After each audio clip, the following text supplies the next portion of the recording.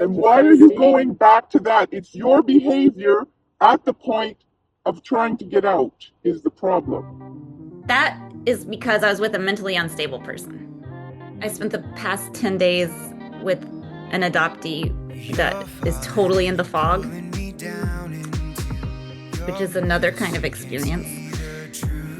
Yeah. It's actually terrible. And I realized I don't experience verbal abuse that often, but I have in the adoptee community more than anywhere else. There, that's it. That's what. All the stones you've thrown have lit a spark. Okay, this is maybe the juiciest episode we've ever done. I think we say the F word, or at least I do, too much. I tried to start editing them out, but it was losing the effect. So don't listen to it if you don't like the F word. It's not that much, maybe like 7 times. And we also balance that out by talking about Jesus in a positive way at the end. So see what you think, and let me know if you've had a terrible experience with another adoptee, especially a foggy one, in the comments. My epiphany was, and I was having such a good time the first half of the week and having all these downloads and seeing, 1028 is my birth date, and it had happened right before, and then I see it everywhere anyways. Yeah. But it's hard to ignore it, and not that I'm like trying to see it or assign meaning and be woo-woo like overly, but when you're in a train car and you look up and it's the 1028 car, Yeah. and then it was autumn there, and they call it autumn, and so it was autumn everywhere you looked. Yeah. Like when I got to the hotel, it was like autumn at the New Otani, and it's like, yeah. Like, correct. So I felt like I was supposed to be there. I was, felt good. And I was, downloads about what to do when I got home. And everything was clicking, and I totally felt like I was in the flow. And this other person, this adoptee, was starting to spot things too. And I was looking at time at angel numbers, 1111. I did that today too. I do that. I was doing that before and after, but totally on the trip. Like when you're not looking at the time and then you do, and it's 111 or 1111 or 444. So it was like this nice positive meld, and then I don't know what I did to trigger them, but they turned on me. And so the last half of the week was just awful. Like I'm gonna have to recover, Yeah. I'm like, what was that?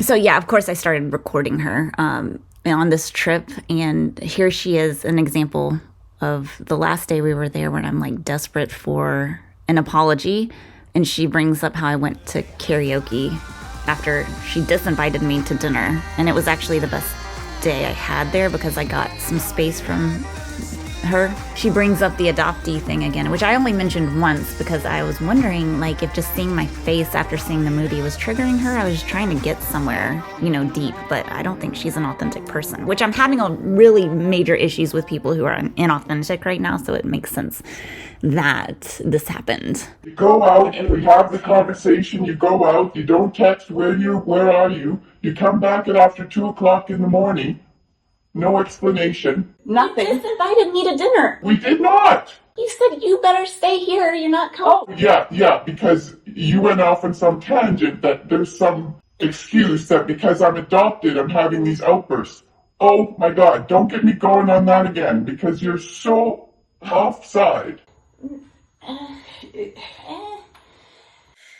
Yeah. Oh, I know what you mean. I feel like it's nice when even if it's like little things like the synchronicities of time and seeing numbers places and having the other person acknowledge it too. It's like, hey, our realities are overlapping. Like our experiences are overlapping in this like gentle but affirming way.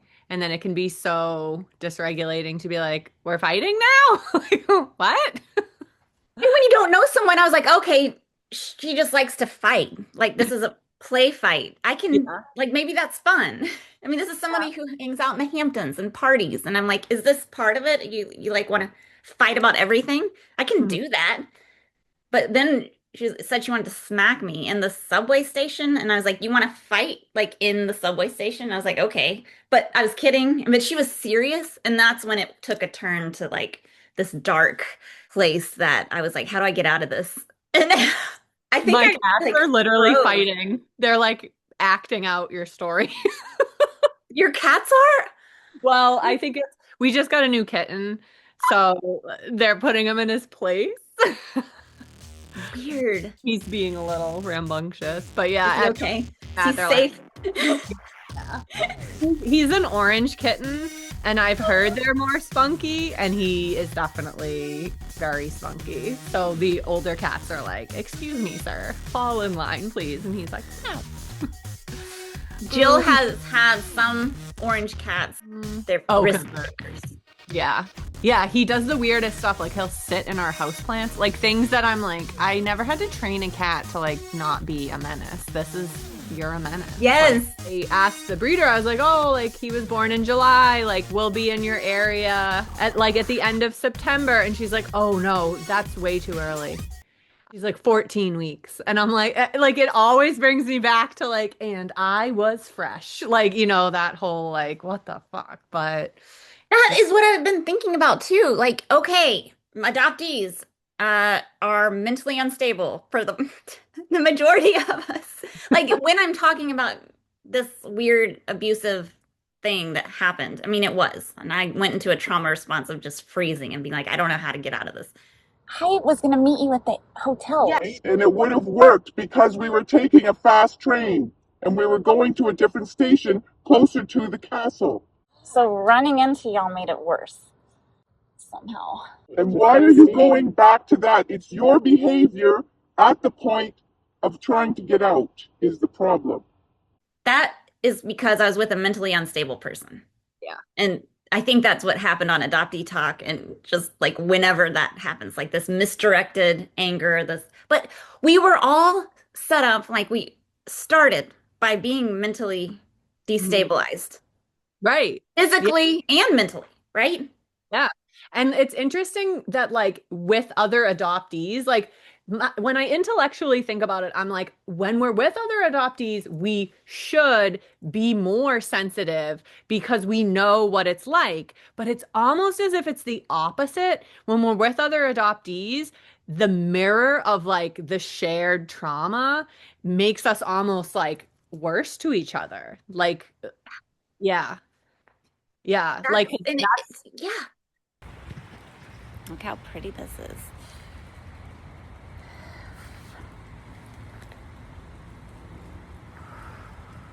I had to bum a cigarette because I'm so dysregulated. She just went off on me in the cab ride the entire time because I did something stupid. The stupid thing I did was try to use the tickets we got to get out of the train station. It took like 10 seconds, even though it was the wrong ticket. Yeah, whatever. I still wanted to try. And we got on the wrong train, not my fault at all. And then we were going to be late to get into this, but we weren't. And she blamed everything on me and went off on me because she said I defied her. My personality, if I have a ticket, I'm at least gonna try to get out of the station because sometimes you can. You don't have to go back and back and back. I can defend all the back and back and back. Your problem was your behavior when we got out and had to insist that we try the ticket because you knew. I didn't know. I wanted to try. I don't know why that's so upsetting though. Like, It's not about me being upsetting, it's about you being that ignorant and inconsiderate. It's not that big of a fucking deal. So to berate me and call me stupid, I thought she just wanted to fight, but then it got weird. I recorded a sliver of it. It was insane before then. I couldn't believe it. I'm so glad I got the cigarette. I couldn't follow them into the castle. I'm just like solo now. I don't even know what to fucking do. I don't know if it's like the 1% I can't hang with them. They're used to what? Like just people doing whatever they say and not questioning anything. I'm like, that's not me. And sorry, yeah, she doesn't really know me. she's an adoptee too, and she's totally in the fog. And I think it's all misdirected. Like, the hostility and anger that comes at me is insane. And thinking that I'm, like, at all seriously trying to defy her and aggravate her, and then it's all my fault that we're late. When I ran into them early from shopping, I was really enjoying not being around her, actually, and shopping. And then I ran smack into her when they were supposed to already be at the hotel, and I was going to meet them at the hotel. But I ran into them 45 minutes early. I had 45 more minutes. Like, it's 4:30. This is the earliest we would have been. That's been my experience, even with like most of my like people that have treated me kind of crappy in the adoptee community are people who are adoption professionals who are adoptees. Like, and they weren't doing it as a professional, but we were showing up together in a professional space, and they are someone who is like a licensed therapist for adoptees from their lived experience, but then they'll treat me like crap. And I'm like, aren't you the person who should know more than anyone else exactly why this is so hurtful, what you're doing and saying? Because you're not only adopted, but you have a degree in being healed. Like, what? Yes. Yeah. And that's why, totally. like, I think at this point, it takes so long to get that, right? Being in this community, that now I feel like you just have to let it play out and see how people react in the community to other adoptees and what happens surrounding them. It takes forever. But Yeah. now it's been years, and I feel like I can just be like, okay, I'm sick of people trying to manipulate me Hmm. to further their own career. That Yeah. was all that was happening the past 2 or 3 years. And I let it happen because like you said in the last podcast, I think you said something that I keep repeating about how other people know your value. Why don't you know it? You know? And Oh, yep. I don't It's think I've been stepping into that power, like you were saying. You can tell who you're supposed to work with if you cute. stop, put on the blinders and like tap into the flow and who's there and take all the Especially a information. Pisces moon, you definitely intuitively know what feels right and like are sensitive to when things don't feel right. It's just about Yeah. trusting your knowing. Yeah. And believing that knowing enough, because it does have to do with confidence too, where it's like, Hmm. how can I trust my intuition? Like, if I also don't feel that I'm worthy of being trusted with that, like if I don't feel worthy of taking a stand. Or it's interesting too, because the idea of like scarcity mindset, I think that plays in a lot too when it's like other professionals or people that want to like feel like they need to step onto the other people to get to the top. It's like there's room for everyone though. So like, why are we so focused on this scarcity mindset? And it's like, well, the entire experience of adoption is about scarcity. Like the adoptive parents, scarcity around fertility in a lot of cases, also the scarcity of infants available for adoption. Like, there's so much scarcity within it that it's like we're brought up to be hyper aware and almost to tune into the world with an assumption of scarcity. So then to come out and be like, there's actually space for everyone, it really threatens the entire narrative with which our entire childhood was based on. So, Yeah. And it's like, damn, we're in this loop that we can't get out of yeah. forever. But at least I see it. And it was interesting being around a very foggy adoptee who was kind of infantilizing me, but also had this insane amount of confidence and money. Mhm. So she had figured out all this and also went off on me about not knowing anything about adoption. Like, you're not an expert. Like, that level. When I was like, you're gonna hate this, but I feel like you're misdirecting a lot of anger from maybe unprocessed adoption trauma. And she did hate it. I got disinvited to dinner that night. Wow. So You mean. She Limb. was so mean. But it was great because I went to dinner by myself and went to karaoke and met like seven new friends, like, and that was the only time I got to go out because these people would fall asleep at like 8 p.m. Mm, every night, like mismatched travel partner. which I know that you learn so much about someone by traveling with them. But if you've had like only a positive relationship with someone for like a year and a half Mm, and think they're a kind person, you don't think it's going to be that bad, like that they could be that awful. yeah. So, And it's like, was there something within the trip that was bringing up more than usual? Like, for whatever reason, was her level of like vulnerabilities increased? Like, say I went on a trip with a friend, but we were going to their birth country. It's like, yep, they're going to be far more activated and possibly projecting a lot onto me because they're so dysregulated. yes, I agree. I think that's a good point. And sometimes I wonder if just seeing my face, that if people have seen the movie, Yeah. they can't help but think about it. Yeah. And think about adoption and. And they don't want to be. And then I don't know. Yeah. Adoption Mosaics launch was on Thursday for the nonprofit. And then on Friday was Elsie's event. And I spoke, and it was interesting because, like, the whole time, the whole room, it was a sold out event. The whole room was like filled with mostly adoptees or people that were adoptee adjacent. Lots of emotion, lots of dissociation. It was just heavy. And then I came home and I like felt like I didn't actually come home until much later. Like I was so gone.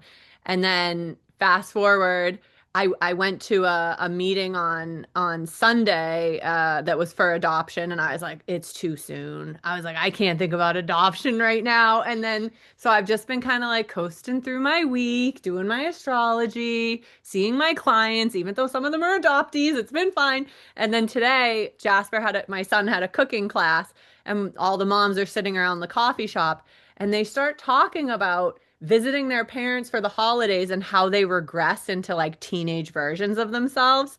And the one mom that knows me and she's not part of adoption really, she turns to me and she was like, Jenna, did you experience that when you met your birth parents for the first time? And I was like, that is a huge question. And like, I was like, and I'm an adoption professional, like stepping into my adoption shoes again. And now I'm telling my story to this entire coffee shop.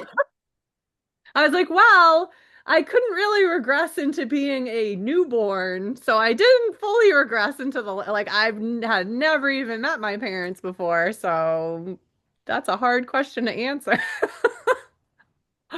Oh, That is so weird. Yeah, Steven gave me a book for my birthday. Audition Kitamura. She's Japanese. It's like a Japanese author, but he didn't know what the book was about.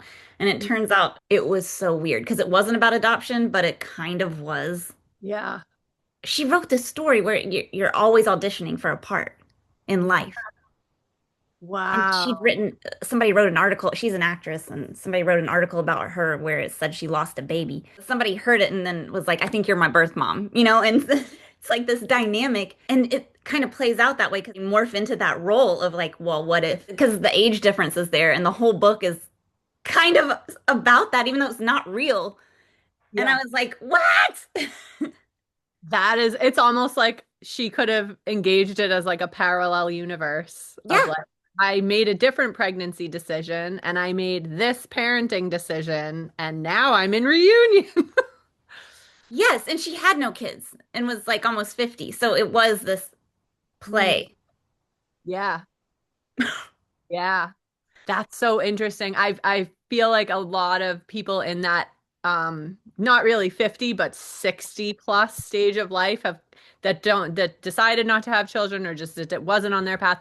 They've been a lot in my life recently, and there's this recurring theme of like, oh, well, these are like they're my children. Like, oh, my clients are like they're my children. Oh, my students, it's like they're my children. Like it's very much like we're trying to fill that position, like that make something equivalent, like make it so that there is this legacy lineage, something to pass on, something that fills that space. So it's fun it is very creative that she would be like, all right, this person is going to be that role. So, like, for an actress to be that creative, it reminds me of Marilyn Monroe, like her ability to kind of like dissolve and become a part. And then it's like, okay, so this is just another acting job. She's dissolving and becoming this person's mother. So, And that's what the book was. I mean, being called audition, and it makes you think about how are we always auditioning for a role hmm, yeah. with someone?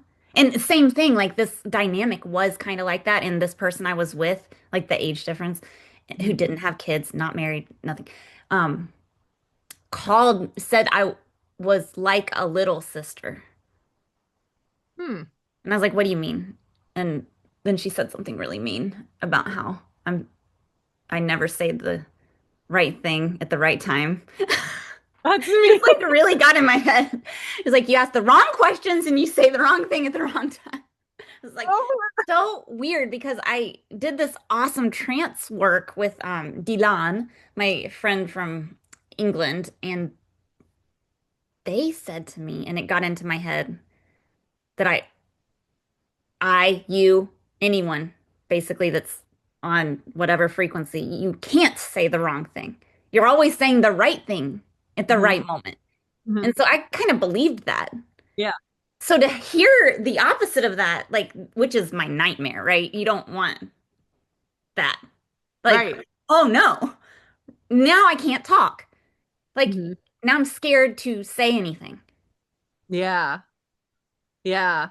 That's an interesting, like, because your Mercury, which is communication, is in Oh, Libra, which is so relational. Like, it, at a low expression, a Libra Mercury avoids uncomfortable conversation because it doesn't want to disrupt the peace, even if that is a necessary conversation. So to silence you is like, so it pushes you into that archetype of like low expression where it's like, no, like, ugh, like, no, she wanted me to be a beta bitch, and I'm just not. I'm like, you should not have invited me. If you no. wanted like a subordinate, like, I don't know what you wanted, but the And roles were not clear. And now I've learned so much. Like, you have to set the terms, even if think that's a rich friend inviting you to travel, because they do that, Mhm. figure out why and what you're comfortable with. I should have left too. I should have just pieced out and been Yeah. like, I will not be disrespected like this. It sounds like she was asking you to come to fill a certain role or a certain job, and it's like, it reminds me of whenever I breed a litter with my friends. The whole point is like, you have to have a contract. And people are like, but we're friends. And it's like, no, even more so No, when you're friends because you period. want to be friends after too. Like, so just have everything right out on the table. So if she expected you to like, basically carry her emotional baggage around everywhere, like then maybe she should have outlined it like, hey, this is the trip, this is what I'm offering, and this is what I'm expecting in return, rather than hoping you just read her mind. But It is so funny because I didn't fully know my role and was like, okay, I think I'm just supposed to be, entertaining. And so it's not awkward. So that's what I had in my head. And then that was not right. You didn't keep up your end of the bargain. I didn't know what the bargain was. Oh, really? So you never thought about why am I coming to Japan? Why do I get a free pass to Japan? Why did they invite me? Oh, just for your personality? And now you're twisting this around. No. That's what I said I expected. That is not it. I never have that in writing. I didn't fully comprehend that. Saying that either. You were twisting my words into saying we expected a nurse. We did not expect a nurse. We expected you to come and be helpful. I have been. I stand 10 toes down on I've been You helpful. were only helpful after Osaka. And we both. That's when I understood the assignment after you went off on me. Yes. That was then clear that I needed to be more helpful. I had no idea. Some help, and you could find something to get. And because you had it on your side, that was perfect. I think it was perfect. I think it's been fine. And that if something goes wrong, you're going to blame it on me. Like, of course it was going to go south because I had no idea. And then I got through 7 days and kept saying, just, keep saying and doing the right thing at the right time. And so for her to be like, you're saying and doing the wrong thing all the time was like, wow, that was what I was trying not to do. How did you know? Is wow. so weird. Um, It's interesting because like when you were over there, Mercury and Mars were kind of in these like early degrees of Sagittarius, kind of like, and then Mercury turned retrograde, so we're like rethinking, we're reworking, but Mars is there. We had talked about this a little before you left too, because it was like starting to go on then, and it can be like aggression with words. And it's interesting because in your chart, it's on top of your 11th house Uranus, and Uranus is about like individuation and like being your true self, kind of like fuck what the audience thinks. And in your 11th house, we're talking about groups, long-term type situations. So it's like you're showing up in this group and you're being your authentic self, and then you're getting verbally slammed for doing that. And it's like, Slammed. Like I couldn't say anything right. Like an example was I said sayonara to the cab driver. I'm an American tourist. Like, who cares? She's like, that's like a stab to the heart. Well, what do you say besides sayonara? You don't. I know that. I know that. Well, then don't ask me what you say instead of, because you don't say anything. Oh, okay.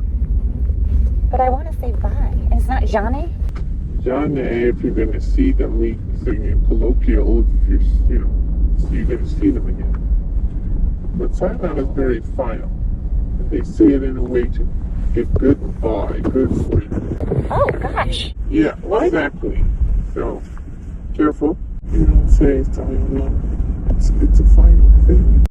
We will never see him again. That's the problem. That's what that means. I'll never see you again. Goodbye. And it's a rude. It's not a nice thing to say to someone. It's a bad impression to leave for the last thing. It's like a stranger, someone who gave you service. Like my heart was, as soon as you said it, I said, oh. Right, it's like putting a dagger, it's closing the door on himself, slapping him in the face. Jeez, I'm so awful. I know. I'm the worst. You don't have to exaggerate like that.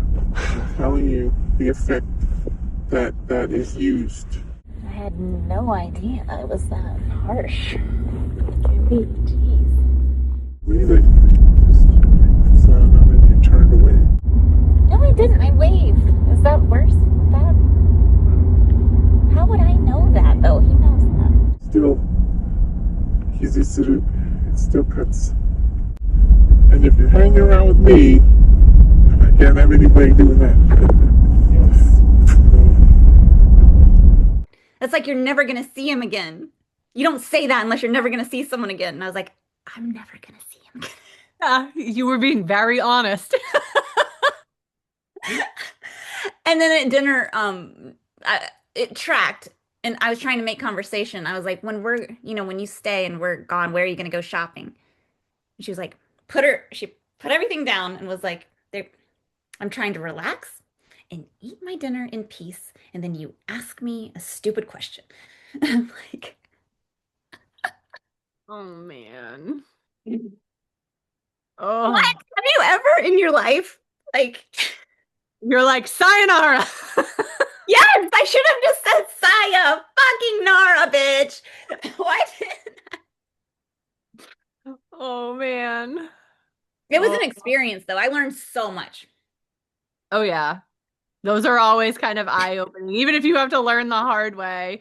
It's funny because like Uranus can be seen when it's misunderstood as like almost criminal energy. And I bet that's like, she's like, how dare you? Like as if what you're doing and saying is like so outlandish, it's almost criminal.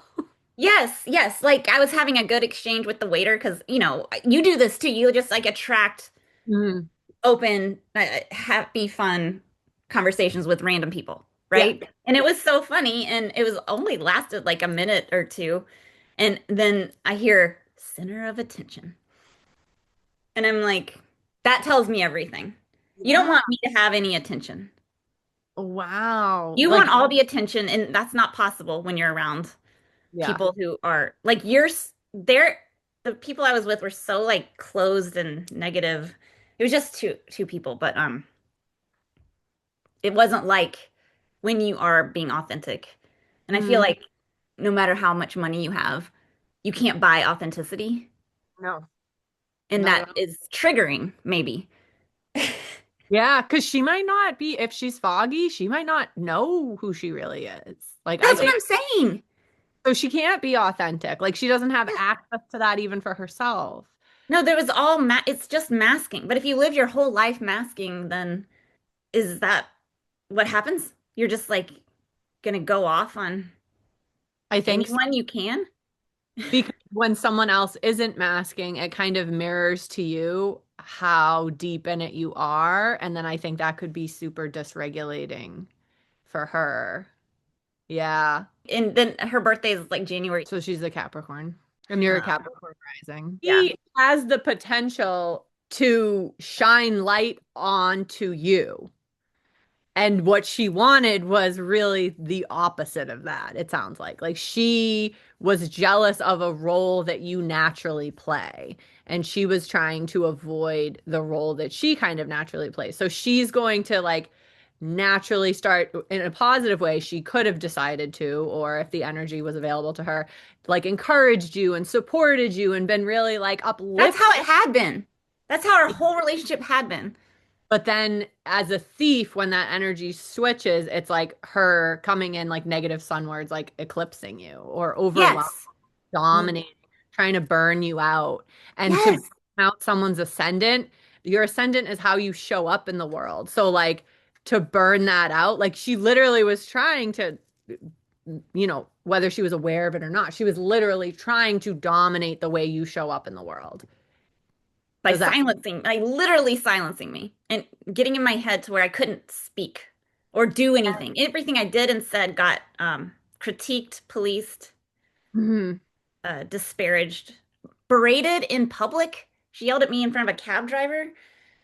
She probably felt like your behavior was doing that to her, therefore she was justified to throw it back at you, even though it wasn't. This is all projection. Because for your ascendant, the flip of it, to come in on her sun, it means that like the negative way she could have experienced it was like you were trivializing her identity, her life force energy, the way she shines her light into the world. It like making a fool of it in a way.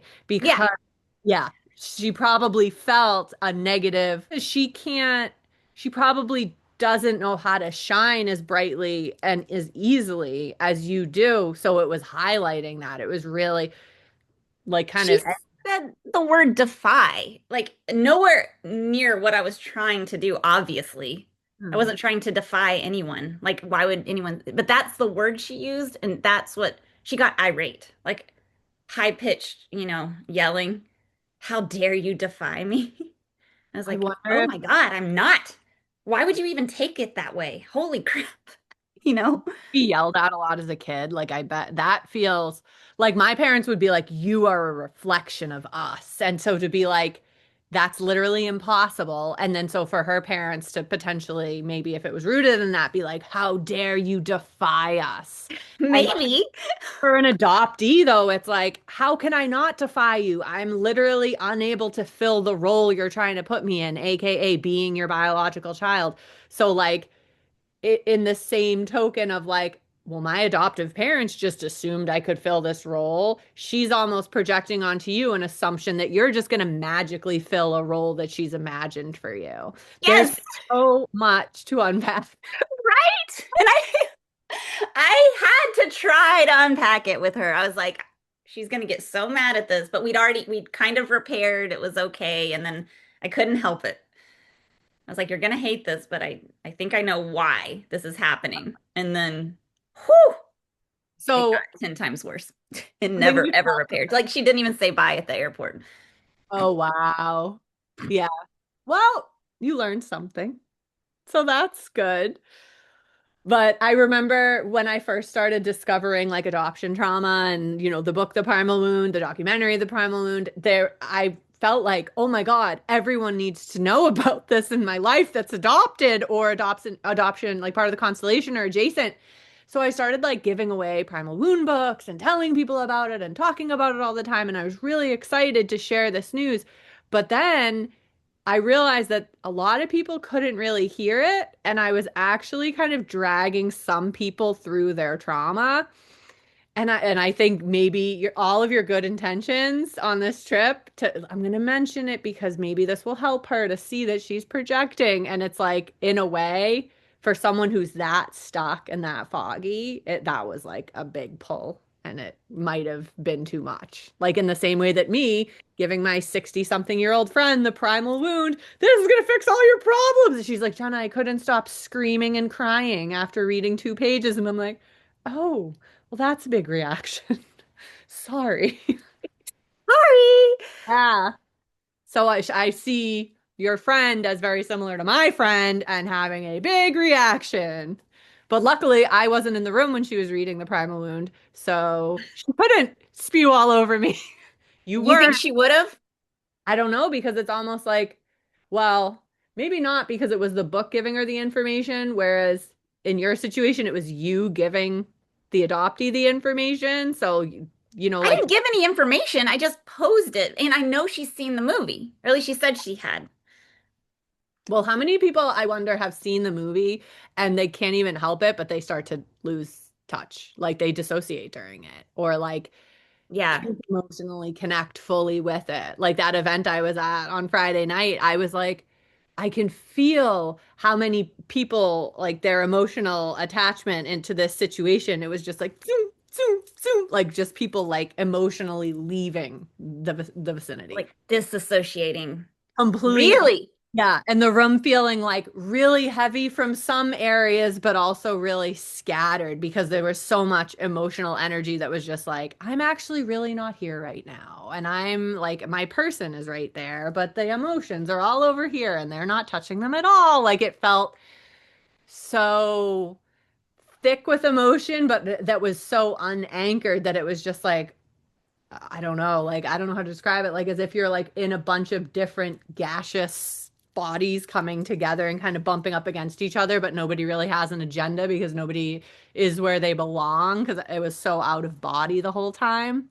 Yeah, it was wild. And I was part of it too. Like I'm not trying to say that I wasn't. Like there was certainly moments where I was like, "Oh, I'm gonna need a little breaky break and zone out for a second."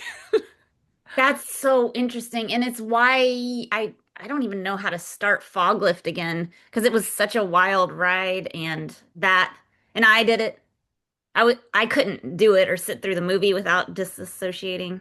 Yeah. And like in England, the Two Birds Therapy Hmm. Blur um had this great idea. They're therapists to get everyone to write me nice notes on a postcard.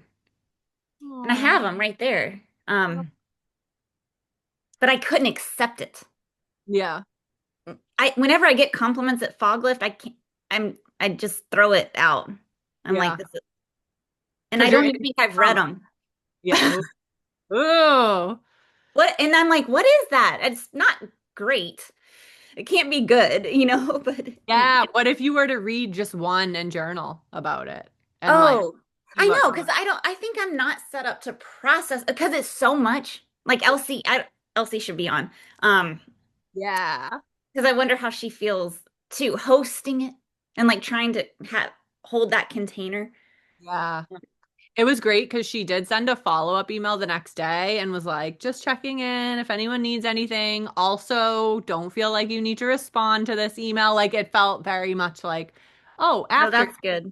Yeah. Like even just to the little reach out and check in so that the event didn't feel so like crux. Put a bow on it Yeah, yeah. And like the end of it, it was funny because right at the end, as we're all kind of like, whoa, what just happened? because Whoa. you're hearing other people's stories.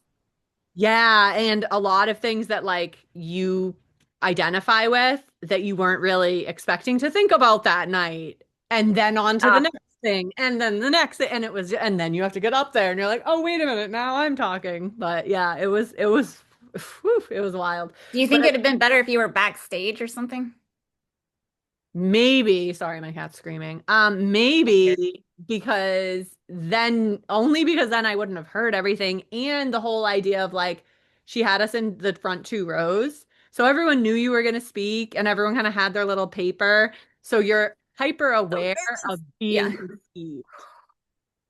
It Of was, being perceived, is that what you said? Yeah. yeah. And it was great that they told us the order we were going in. But to me, I was like, until I got through mine, I felt I was like, okay, once I get through mine, I'll be able to really listen even better. I was the seventh out of 10 people though. So I was going to really listen great for three people. And then I was almost worse after I went. So I was like, oh, I was expecting to feel grounded after my share because then the pressure's done. But no, it was, I just shared. So now I'm even more elevated. So yeah, maybe if there was a backstage component both before and after, like you didn't join the studio audience ever, but then I would have had FOMO. I would have wanted to hear I everything. know. Yeah. So, and it was great. I loved hearing everything everyone else had to say. Like, I was like, oh, hopefully somebody bombs so that I have less pressure going up there. But of course, that didn't happen. So, Yeah, that's the funny thing too, like in doing the sequel and like if I hear a good story, if it just comes into my like people will send me messages that are like perfect if you they wanted to share it because I know other people would resonate. So I put it out there. I'm like like in production and if Mhm. you wanted to like record and say any of this and then they like think they're going to say something wrong. Yeah. Yeah. And I'm like, you're not. And that's not even in the realm of possibilities Right. when you're telling your story. Right. And Yeah.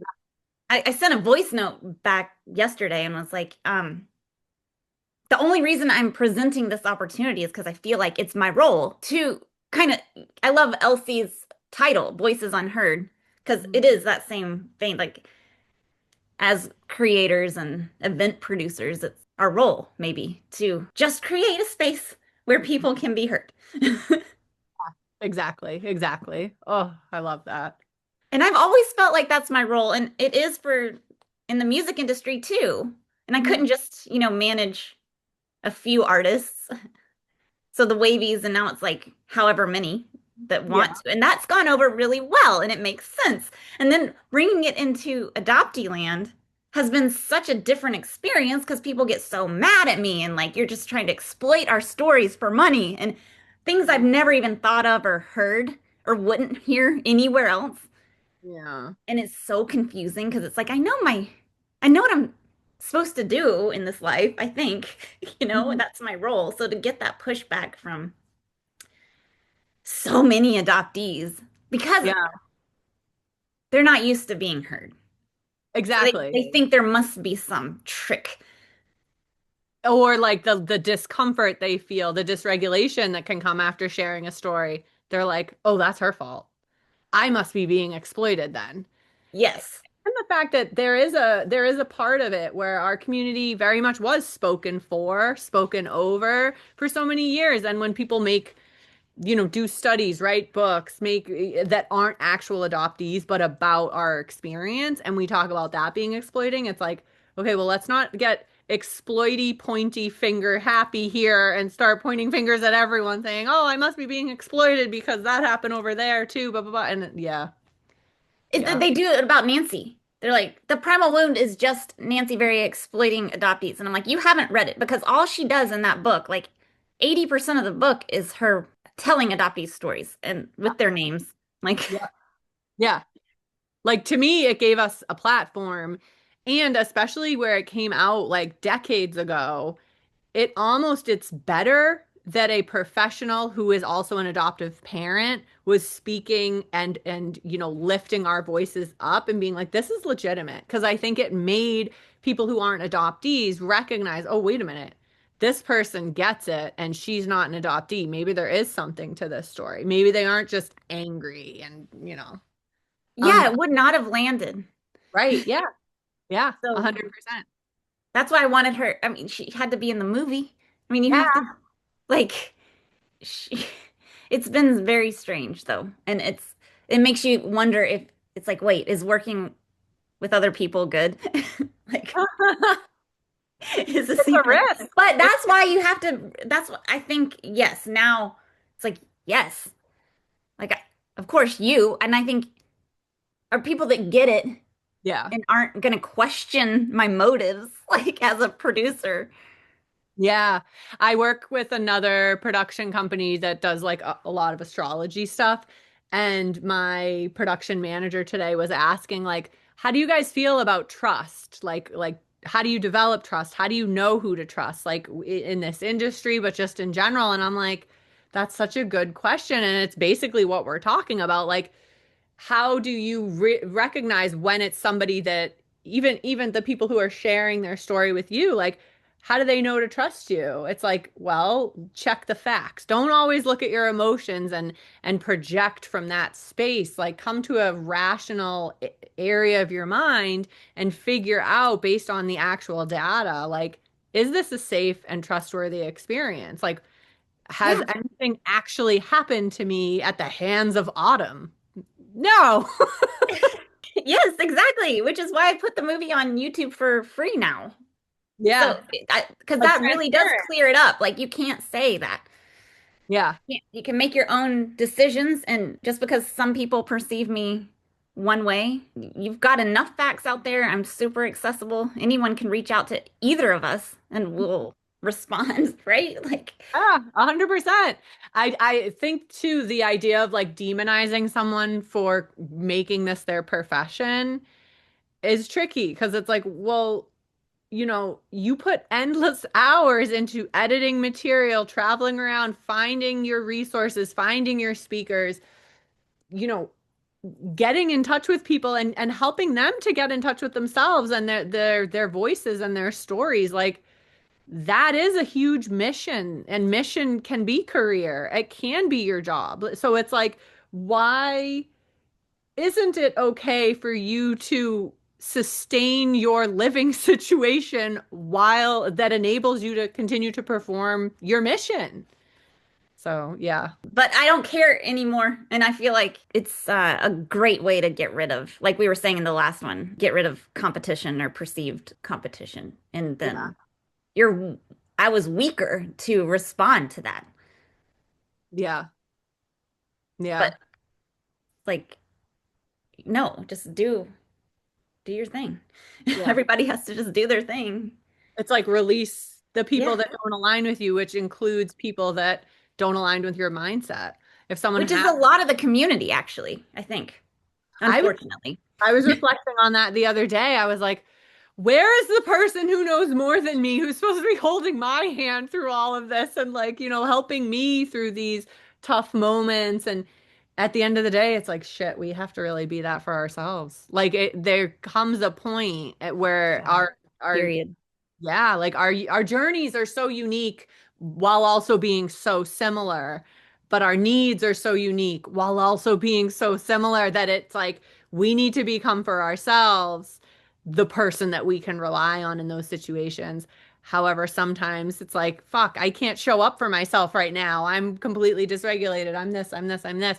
And then owning that and being okay with the sadness around the fact that like sometimes there isn't someone there, and that doesn't mean we're being abandoned. And it also doesn't mean that we have to be mean and project all over somebody else who's just, also an adoptee. Yes.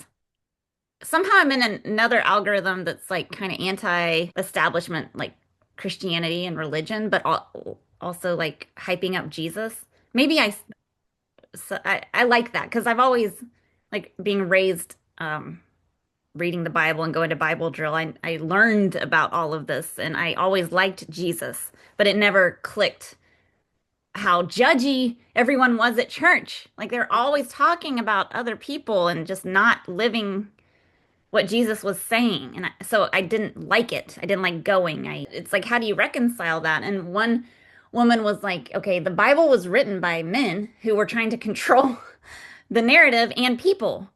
Mhm. Um, Jesus was preaching that you're not going to get to heaven by doing things. You can find heaven. Heaven is within you Mhm. while you're alive. Now, and it kind of is like what we talk about, and it's kind of like astrology, right? If we are these little balls of energy Mhm. that are capable of so much, Mhm. and our brains are can connect with other people's brains. There was Yep. this article I read yesterday on the Apple News that was saying that like we can lock in to neural pathways with another brain. We want to. Mhm. It was, I mean, it makes sense when you think about I that. think that happens a lot too when we're infants and we have that bond with our mother. So no wonder we're so obsessed with finding that. we're always trying to go back. It's like a home. Yes, Yeah. that's everything.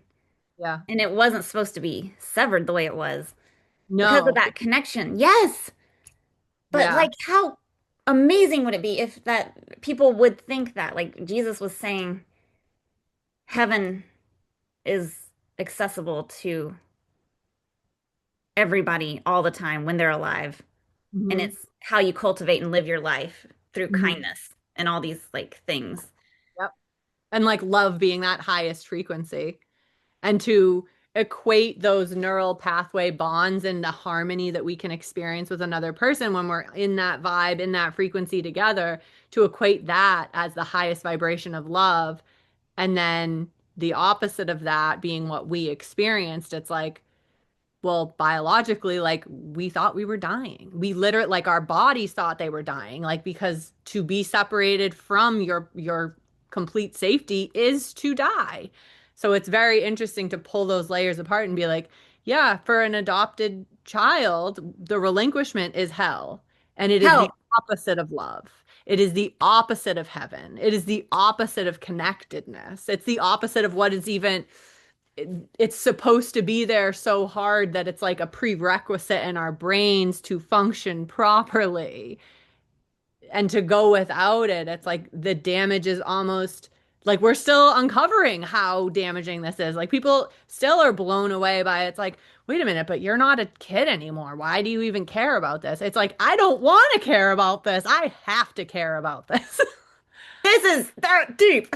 But what if like we could do that? I kind of want to do this from now on, Jenna. Like this is giving me so many ideas. But what if we had two silos? It's like hellish or heavenly in every interaction you have with anybody.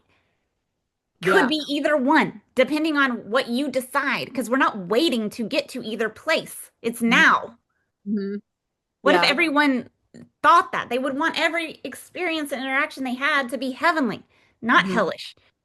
But we're in this weird zone where we have people telling us that we have to be this negative, hellish, like Yeah. experience all the time. And that's just not true because we have it within ourselves to be the Because opposite. we get these like badges of honor for going through hell. Oh, you work so hard. Oh, you never sleep. Oh, your parents treat you like shit, but you're always there for them.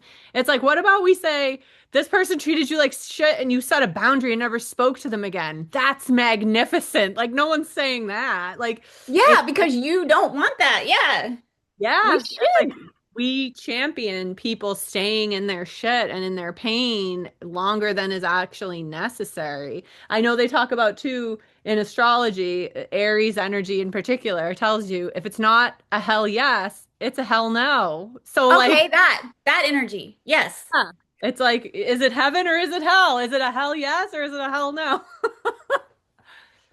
Oh, Yes. amazing. Oh my gosh, this is great. And I feel like that I'm gonna get back on track of the how I was like a week ago when I was having all the downloads and like because I was Good. excited about creating content. I haven't been at all. Yeah, you need a little inspiration. Yeah, but resetting too. So yeah, I'm glad you went to Voices Unheard and I know. I'm the glad I went. report back. I've tried, but I got stuck in New York and I was in hell. Yeah. Like I probably could You were have. held in hell, New Yeah, York, for a little longer. but I wanted to. That's There so were cool so though that many y'all throwbacks. live in the same town, you and Elsie. Yeah. That's Like, amazing. oh, you're gonna have to come hang with me and Elsie someday. I will get there somehow. Somehow, some way. Well, Yeah, I really want to. we're Yeah. putting it out into the universe. We're manifesting that that's going to occur. Thank you. I'm As glad always. we got to connect over. Okay, Have a cool. great rest of the day. You too. Bye.